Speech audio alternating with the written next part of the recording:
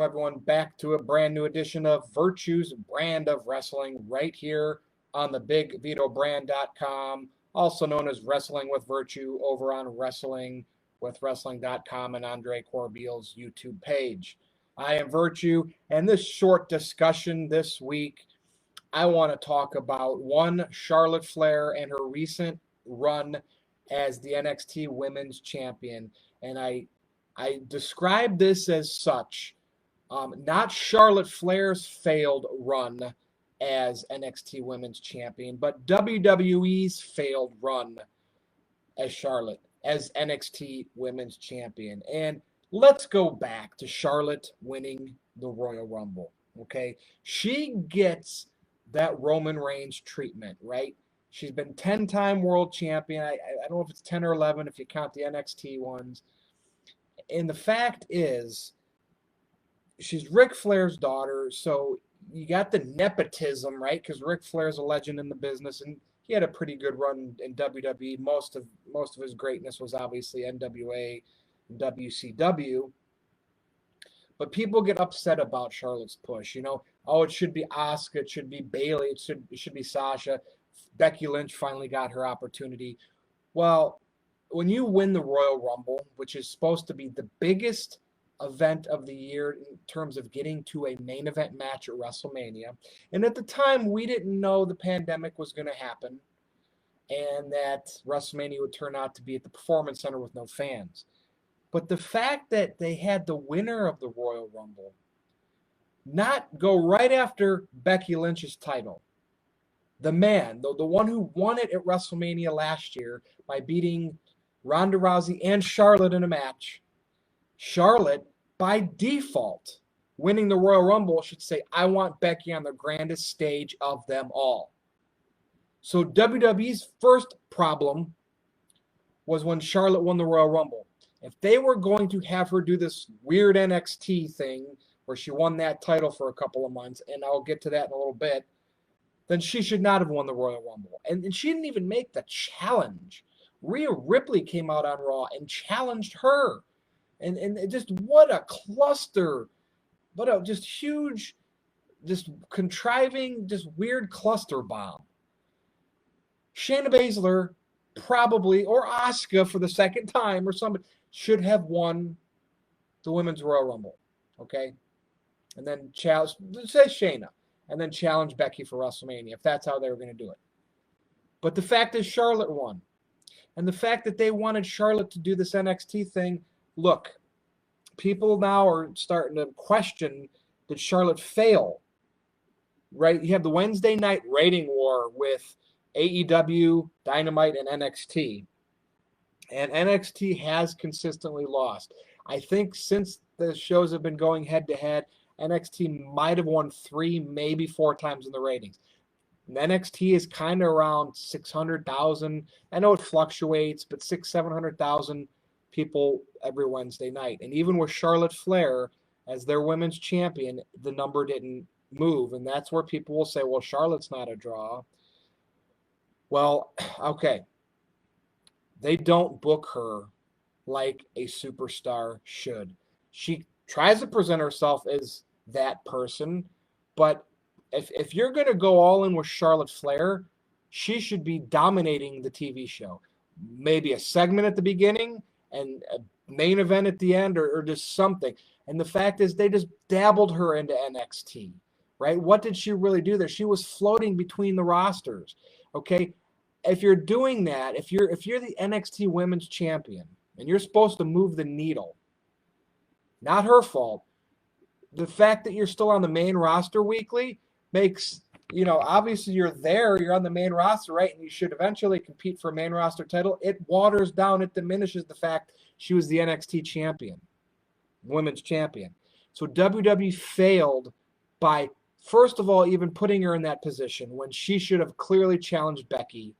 And had everything went right, Becky could have dropped the title to Charlotte at WrestleMania, went off and had her baby. Nope, they had Charlotte defeat Shayna, poor Shayna. Or not Charlotte, but Becky defeated Shayna at WrestleMania, but poor Shayna nonetheless. and that Charlotte defeated Rhea Ripley for the NXT Women's Championship. And it just, NXT never got over that hump of being able to consistently beat Dynamite. But if you think about it, you can call it a third brand. It still comes across as indie. I mean, Finn Balor went down there from the main roster. Why isn't he automatically in the world title picture competing for the world title? He's doing these other little feuds. Big mistake. You have main roster people going back down there. They should be dominating the main event scene. But, they want to keep pushing Adam Cole. Well, Finn Balor, maybe he could have been a face, should have faced Adam Cole. And then Charlotte should have also been in the main event. And that should have been shoved down everybody's throats Wednesday night. Charlotte, Finn Balor, they just aren't presenting the star. NXT, they're presenting it as a brand, like as its own little bubble where everybody gets 20-minute matches. Everybody gets oohs and ahs. Everything blends in. Your main event doesn't stand out. Okay, you book Adam Cole over every match. Okay, that doesn't work. So they failed Charlotte by having her win the Rumble and not challenging Becky. That's what she should have done. I mean, I would have rather had her challenge Bayley for the SmackDown Women's Championship than to do this NXT thing. And then, instead of maybe having Charlotte lose to Rhea Ripley to put Rhea Ripley over, and I know there were some things going on with the Visa Australia for Rhea Ripley, whatever, I don't know, but they could have figured out a way to book around that. Rhea Ripley could have beat Charlotte, and then Charlotte could have went back to the main roster. But no, they decided to put the title on Charlotte. Now all of a sudden, Charlotte's probably like thinking in her mind, right? She's not going to say what's on her mind because they never do anymore because they're afraid to get punished. But she's probably sitting there thinking, I won the Royal Rumble. I should have faced Becky, 1A. If not Becky, Bayley, 1B. Now I'm facing Rhea Ripley in the minor league brand. I already held this title back when I was younger and still green. It's just awful WWE creative. And so I do not chalk this NXT Women's Championship run as a failed experiment to Charlotte. Could NXT be consistently beating AEW in the ratings if they treated, their stars that they were taking down there, like Finn Balor, like Charlotte, as more of the main event cog? Very possible. You know why? Because when they made NXT feel like the big leagues with the whole Survivor Series stuff, for a couple of weeks, NXT beat AEW. But they quickly, after NXT beat them at Survivor Series, I don't remember what happened. That just disappeared. And now all of a sudden, we'll have Charlotte win the Royal Rumble. And now you got to be consistent. If you're going to have your main event stars that have already been established, that have already had big matches at SummerSlams, at WrestleManias, and you're going to have them go back down there, you need to feature them big time. And so they're doing it absolutely wrong. It still feels minor league. There's going to be people that hate that, but it's true. When Randy Orton says, I liked In Your House, or, In Your House is great if you like slapping your thigh, he was absolutely right. I love how that WWE is trolling the dirt sheets like Dave Meltzer's rating system for matches by calling Edge vs. Randy Orton the greatest wrestling match ever. That's just, I love it. I love when they work the marks, work the people. But I just feel WWE failed Charlotte. I was at WrestleMania 36, I believe. I'm getting, whatever one was in Brooklyn, in New Jersey. And she came, her entrance was coming down, from the sky in a chopper. And of course, she was in the main event, the first time the women ever went last at WrestleMania. And then she, of course, lost, when Becky pinned Rousey, which was still controversial. And of course, nope, we're not going to ever answer that. No comments by Rousey. Rousey just basically left the company. But you don't think Charlotte would have wanted her revenge the way she lost her titles? And that fizzled into nothing. So you're telling me you're going to have her win the Royal Rumble and she's going to be okay with accepting a challenge from the NXT Women's Champion Rhea Ripley and not going right back to the main event of WrestleMania against Becky to make right with what happened last year? Just WWE, how do you let this stuff slip through the cracks? And Triple H, if you are saying, this whole Charlotte thing will pay off in the end, you'll see.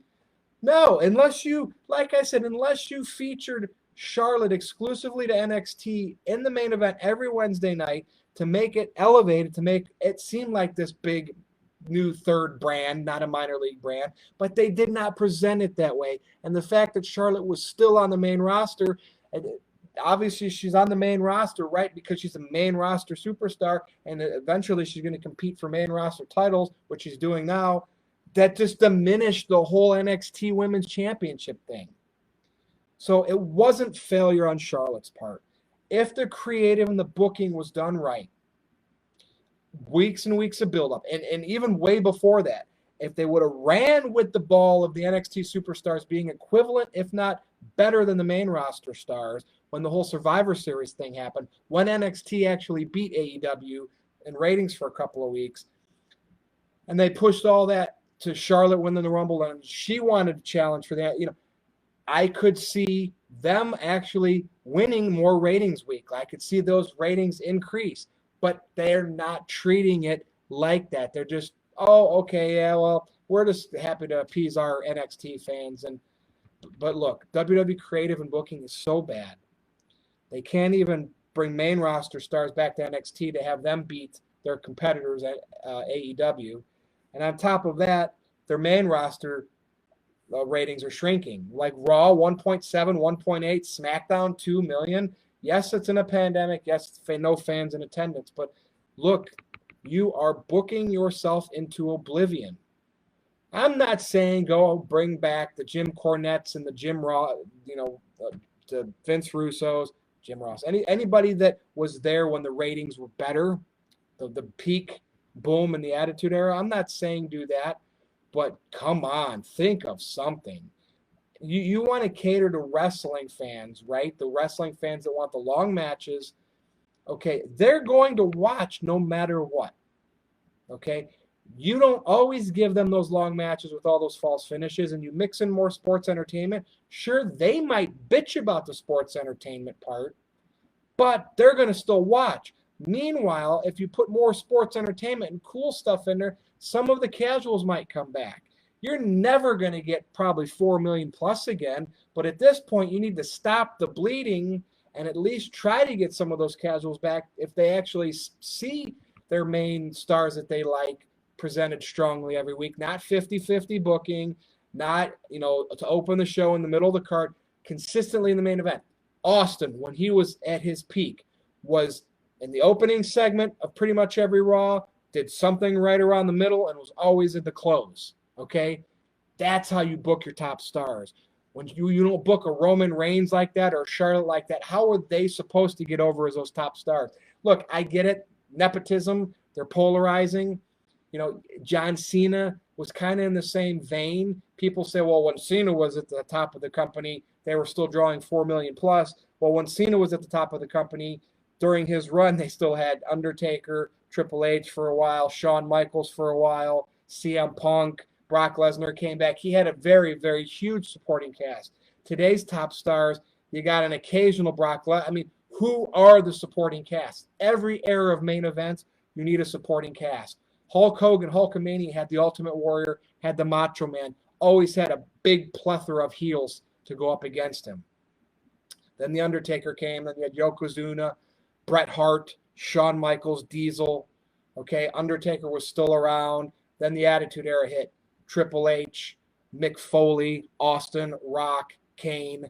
You always had at least 4 or 5 main eventers that if there was ever a main event match where one was going for the title against another, you could literally think either one could win.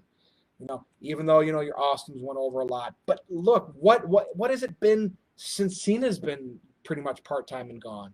You try to bring back Goldberg? Come on. You have the part-time Lesnar. You don't even book Daniel Bryan right, who had a hot run in 2015 and 16 before he got hurt. Like, what are you doing? So my case is justified about this not being Charlotte's problem, Charlotte's issue, based on what I just said. Give them a great supporting cast.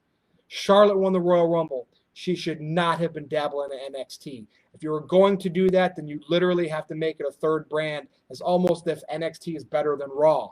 Have Charlotte not go to the other brands, have her be specifically to NXT, and she's almost in the main event segment, if not every week, almost every week, and they did not do that.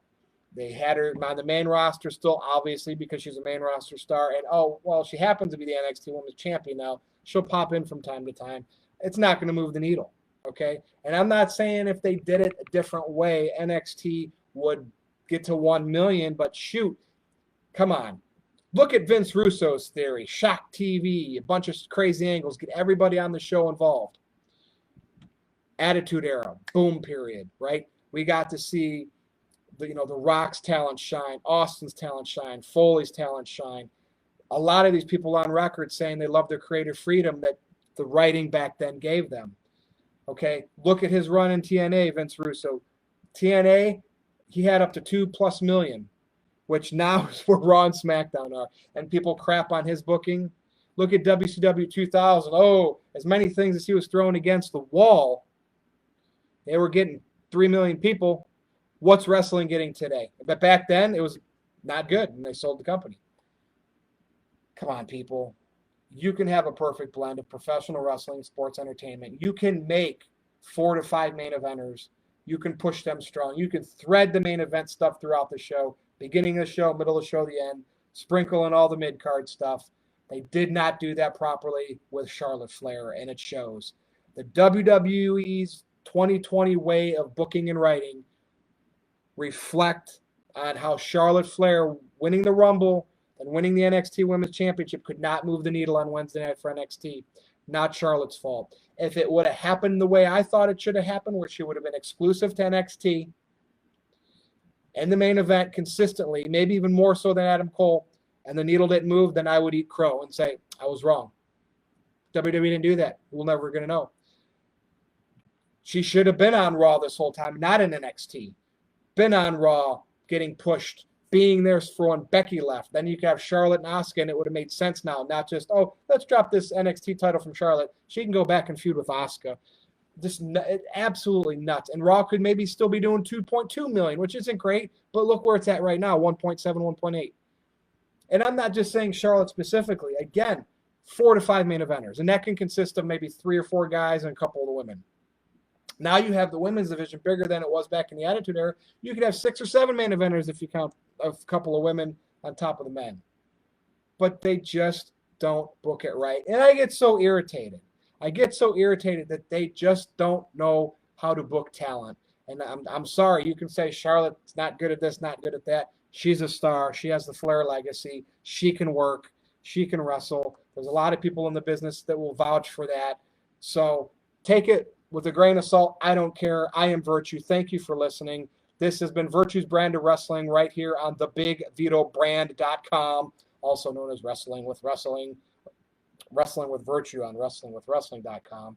I enjoy talking these topics to you each and every week. If you want me to talk about something specific that's current event, tweet me. You can reach me on Twitter at @NoDQ_Virtue and say, hey, on your next show for Vito and Andre, I'd like you to talk about this, and I will consider it. But I just had to get this whole Charlotte thing off my chest.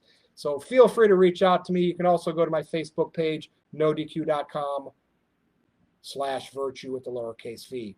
But that's all I got this week. So thank you for listening, and we will see you next time.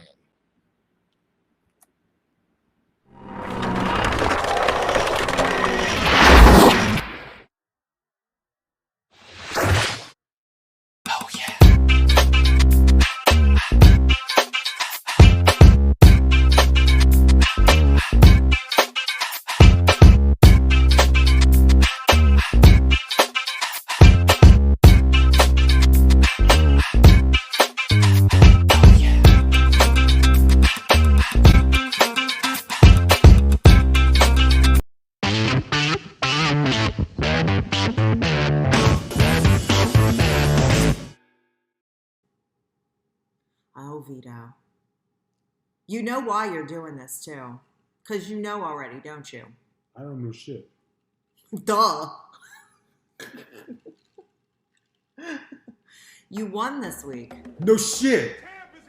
You knew it. You knew you won this week. I won? You won by a slim margin. 53% of the vote said you should have a Cadillac CPS. By the way, the rest of you are dead to me. you're dead. Because now I can't even put a wheelchair in my car. I can't leave the house. So Dingleberry over here can have a Cadillac. Look how beautiful I look and happy I am. Look at them. Look at my thing. I wish you loved me half as much as you loved you. The People's Album, baby. The People's Album. Flavor the flavor, because this ain't gonna happen too much. Bro. Yeah. Are you done? The people You from won. the Russo brand.